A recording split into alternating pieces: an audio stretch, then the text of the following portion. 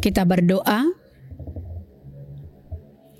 Damai sejahtera Allah yang melampaui segala akal, itulah yang memelihara hati dan pikiranmu. Di dalam Kristus Yesus Tuhan kita. Amin. Bapak Ibu jemaat yang terkasih dalam Kristus Yesus Tuhan kita, untuk minggu pertama setelah Trinitatis hari ini, firman Tuhan bagi kita tertulis dalam Lukas pasal 12 ayat 13 sampai ayat 21, demikian tertulis di sana. Seorang dari orang banyak itu berkata kepada Yesus, "Guru, katakanlah kepada saudaraku supaya ia berbagi warisan dengan aku." Tetapi Yesus berkata kepadanya, "Saudara, siapakah yang telah mengangkat aku menjadi hakim atau pengantara atas kamu?" Katanya lagi kepada mereka, "Berjaga-jagalah dan waspadalah terhadap segala ketamakan. Sebab walaupun seorang berlimpah-limpah hartanya, hidupnya tidaklah tergantung daripada kekayaannya itu." Kemudian ia mengatakan kepada mereka suatu perumpamaan. Katanya, "Ada seorang kaya, tanahnya berlimpah-limpah hasilnya. Ia bertanya dalam hatinya, 'Apakah yang harus aku perbuat? Sebab aku tidak mempunyai tempat di mana aku dapat menyimpan hasil tanahku.' Lalu katanya, 'Inilah yang akan aku perbuat. Aku akan merombak lumbung-lumbungku, dan aku akan mendirikan yang lebih besar, dan aku akan menyimpan di dalamnya segala gandum dan barang-barangku. Sesudah itu aku akan berkata kepada jiwaku, jiwaku, ada padamu banyak barang, tertimbun untuk bertahun-tahun lamanya. Beristirahatlah, makanlah, dan minumlah, dan bersenang-senanglah.' Tetapi firman Allah kepadanya, 'Hai engkau orang bodoh, pada malam ini juga jiwamu akan diambil daripadamu. Dan apa yang telah kau sediakan, untuk siapakah itu nanti?' Demikianlah jadinya dengan orang yang mengumpulkan harta bagi dirinya sendiri, jikalau ia tidak kaya di hadapan Allah." Demikian untuk firman Tuhan bagi kita. Bapak Ibu, jemaat yang terkasih dalam Kristus Yesus Tuhan kita, kita tahu kedatangan Kristus ke dunia, misi utamanya adalah untuk penebusan dan jalan keselamatan. Semasa Yesus berada di dunia, segala perkataan dan perbuatannya menjadi teladan bagi para murid dan bagi banyak orang pada zamannya. Tentunya hingga sekarang pun jejaknya patutlah kita teladani.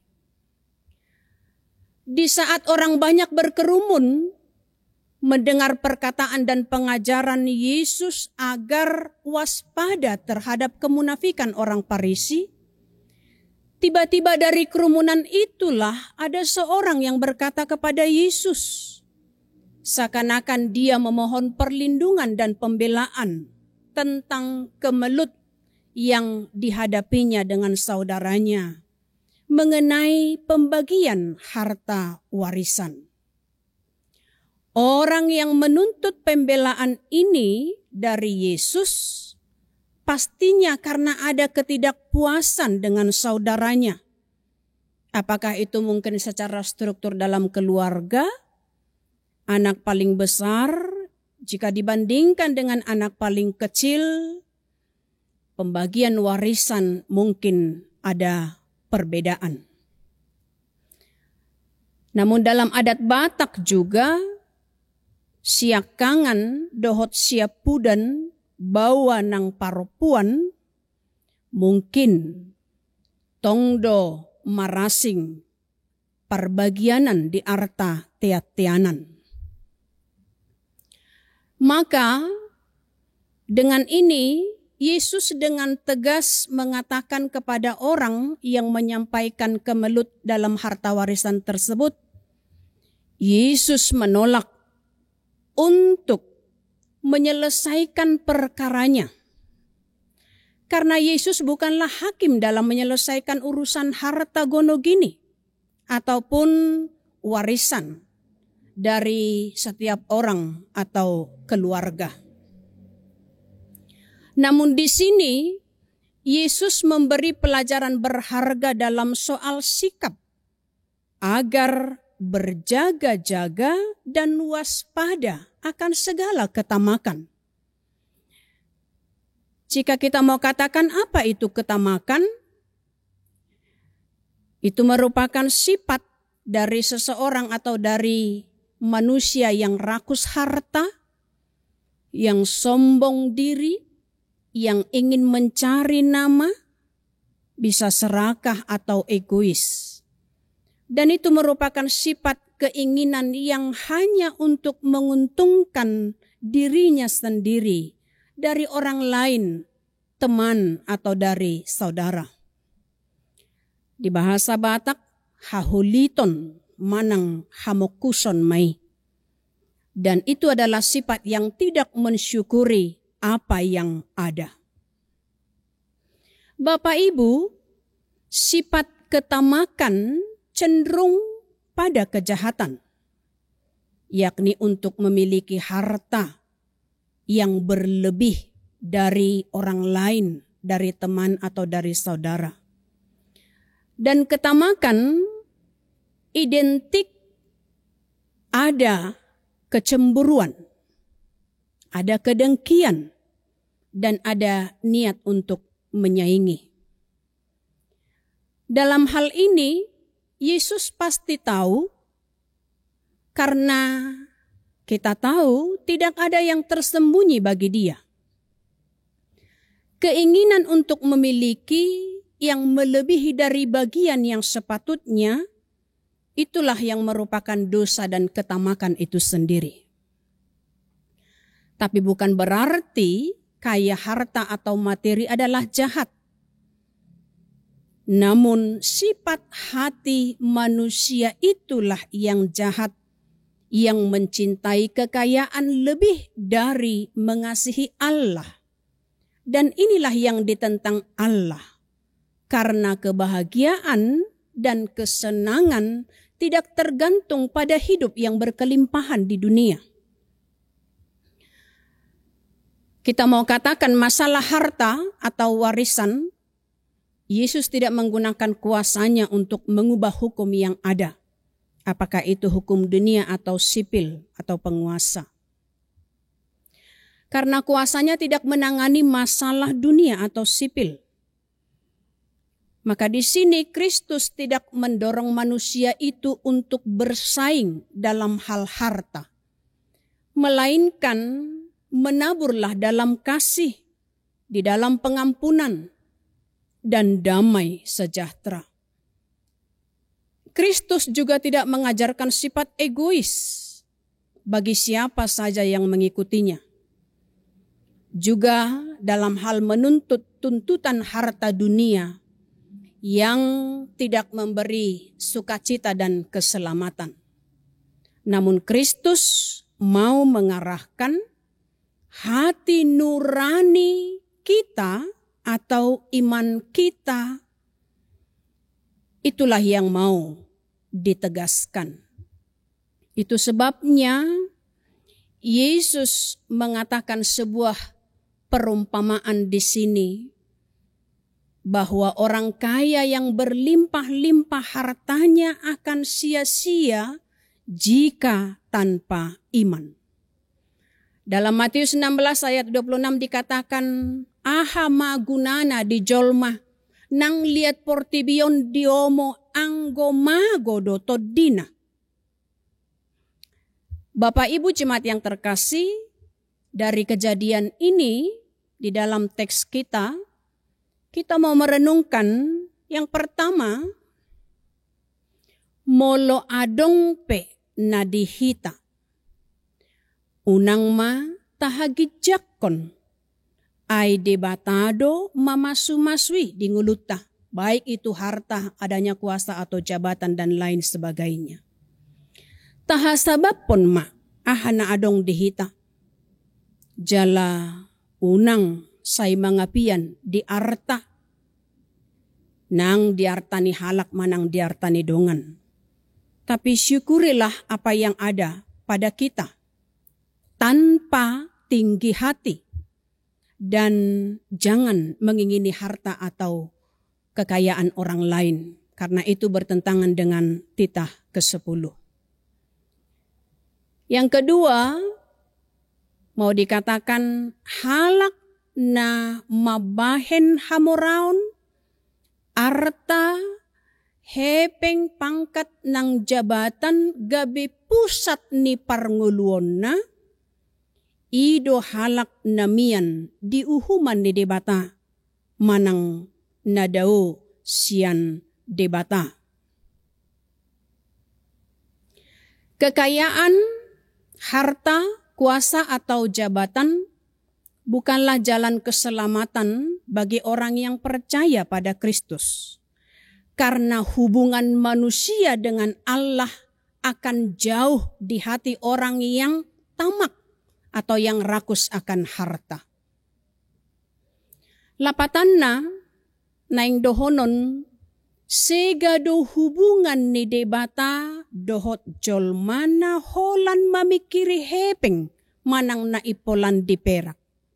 Karena kita tahu Allah adalah sumber segala sesuatu yang kita inginkan. Maka kekayaanmu akan terlihat dari hubunganmu yang baik kepada Allah. Dalam Matius 6 ayat 33 dikatakan, carilah dahulu kerajaan Allah dan kebenarannya, maka semuanya akan ditambahkan kepadamu. Yang ketiga, mau dikatakan dalam teks kita ini, giatlah dalam bekerja jika mau sukses, jika mau lebih unggul dari orang lain, dari teman atau dari saudara. Namun jangan lupa ketika kamu diberi kesempatan untuk memiliki sesuatu harta yang berbeda dari orang lain, kitalah saluran berkat yang dipersiapkan Tuhan. Kita katakan berbagi itu indah. Maka kemuliaan Allah akan nyata jika kita mau saling mengasihi, mau saling berbagi atau saling memberi. Karena kita yakin hidup kita akan dicukupkan oleh Tuhan.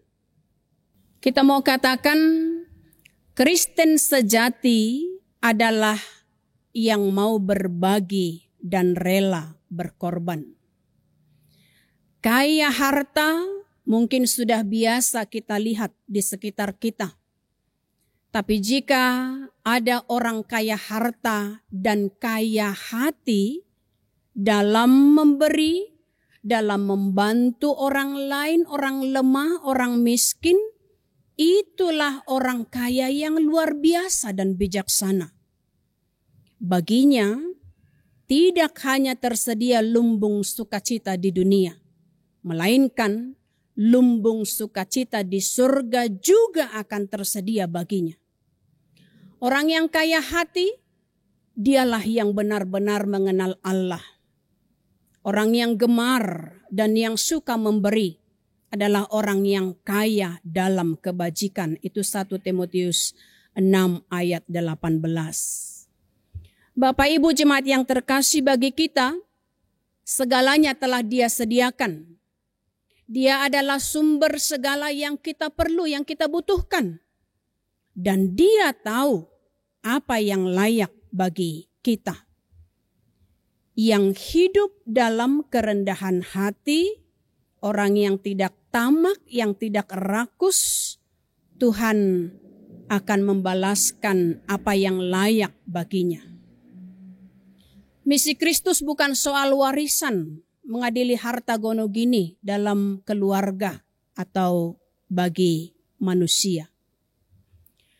Maka jika ada dalam keluarga yang bersoal dalam harta warisan, baiklah mereka saling mengerti dan memahami mana sukacita yang paling utama dalam persaudaraan dan dalam keluarga. Saling merendahkan diri dan saling menghormati sesama saudara dengan tidak serakah, itu pasti lebih baik.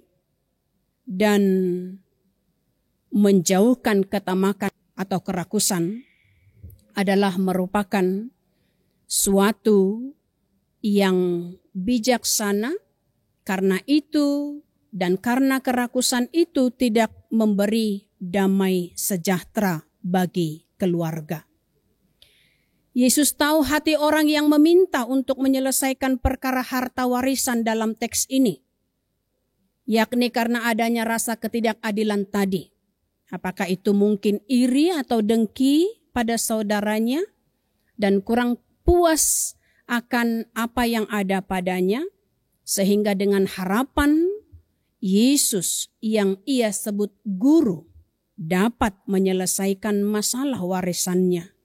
Namun Yesus menolak secara tidak langsung. Ketika kita mau berbicara soal harta warisan, itu pastinya adalah perkara daging atau dunia. Hidup adalah anugerah Allah.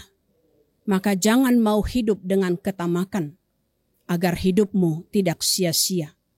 Melainkan hiduplah dengan hikmat dalam iman dan kebenaran, di dalam rendah hati, dan mau bersyukur, tidak cinta uang atau harta, karena cinta uang atau harta adalah kesia-siaan. Itu dalam Pengkhotbah 5 ayat 10. Cinta uang juga adalah akar dari segala kejahatan dalam 1 Timotius 6 ayat 10. Sehingga orang yang cinta uang akan timbul niat korupsi, penipuan, dan ketamakan. Tantangan Tuhan Yesus kepada orang kaya agar tidak sukar masuk ke dalam kerajaan Allah dalam Lukas 18, jika kita bandingkan dengan Yesus dengan menyuruhnya menjual hartanya dan membagikan atau dengan bersedekah agar terlepas dari belenggu ketamakan atau keserakahan. Jangan memikirkan hari esok, karena burung gagak dan bunga bakung juga Tuhan perlengkapi. Alanita padau jalata pasiding maroha na ahutu daging imahamokuson ng hahisapon. Mari tetap hidup berhikmat, bersyukur, rendah hati dan saling mengasihi sesama saudara. Perkaya hidupmu dalam iman, pengharapan, kasih. Harta surgawi bukanlah harta di dunia, tetapi dengan bersandar hanya kepada Tuhan Yesus. Selamat hari Minggu bagi kita. Kita berdoa. Terima kasih ya Tuhan, Engkau mengingatkan kami untuk berhikmat dalam menjalani hidup kami, untuk tidak mengutamakan hal duniawi. Karena harta yang berharga di dalam iman dan pengharapan kami hanyalah kepada Tuhan saja. Ingatkan kami Tuhan untuk di dalam takut akan Tuhan, dan kiranya Roh-Mu yang selalu mengurapi kami di dalam setiap pekerjaan dan perbuatan kami. Berkati setiap jemaat-Mu, setiap penatua gereja-Mu, dan setiap hamba-Mu. Ampunkan akan dosa kami, agar kami layak menjadi anak-anak Tuhan. Dalam Kristus Yesus kami berdoa dan mengucap syukur. Amin.